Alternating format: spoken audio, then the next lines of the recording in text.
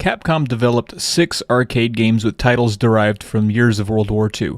To make it confusing, 1942 was released first in 1984, followed by 1943 in 1987. Then 1941 came out in 1990. Then 19XX, not even a year of the war, came out in 1996. Then 1944 in the year 2000, followed by 1942 again in 2008. Today, we'll be focusing on the original 2 titles that were ported to the NES.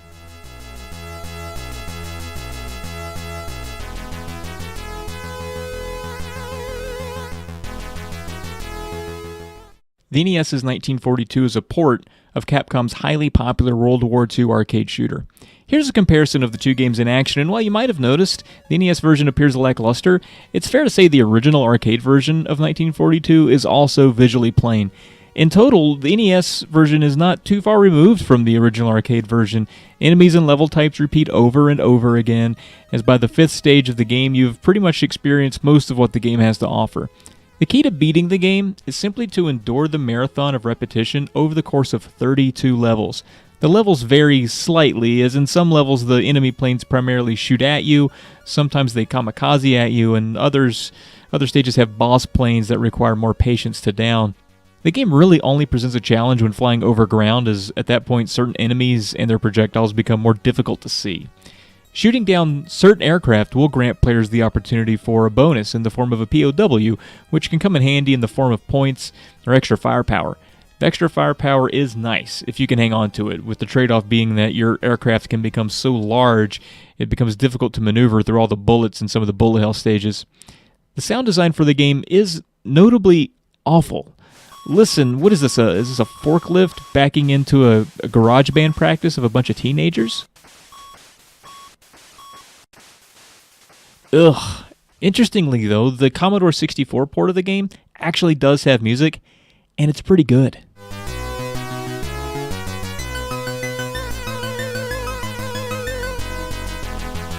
So once you manage all 32 stages, you'll find there is no final boss. There's no reward. In fact, the last level is just like any of the other levels, and when you beat it, you just get a black screen that says congratulations on it, and then the game bids you adieu.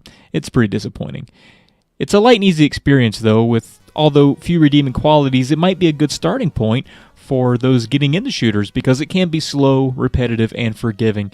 So how would Capcom respond in the sequel?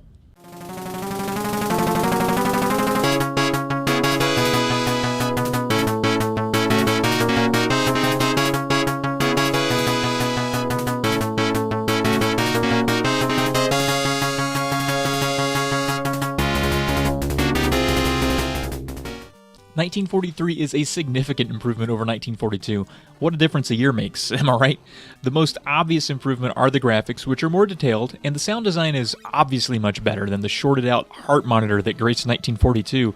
When comparing the two, you can see, while not quite on par with the arcade version, the NES version of 1943 certainly holds its own. 1943, the Battle of Midway is an overall much deeper and more challenging experience. For starters, players now only have 1 life instead of 3 over 24 increasingly difficult levels. However, players can now distribute points into 5 categories, including offensive and defensive power, energy level, special weapons, and a special weapon time limit. This component is completely absent from the arcade version and very unique to the port. You accrue points during the levels to spend between missions. The more points assigned, the more powerful that component becomes. You get the idea. So yeah, compared to 1942, it's more than just spamming shoot and dodging planes. Once again, shooting planes that have POWs affect the special weapon. Here though, instead of being a one-trick pony with just a barrel roll, now you get special powers such as causing a cyclone to pause the action, lightning to wipe out enemies, or a tsunami tidal wave that wreaks some havoc. Pretty cool. Another neat thing about 1943 that isn't common to shooters is that it uses passcodes, so the game doesn't need to be beaten in a single sitting, so that's pretty cool. If you can't get enough of these classic Capcom shooters on the NES, you could always try to play their arcade counterparts, or you could try some of the other arcade games in the series.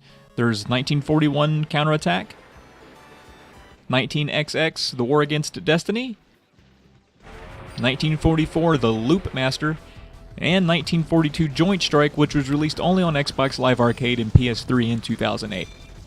Well guys, I hope you enjoyed the video. Thank you for watching.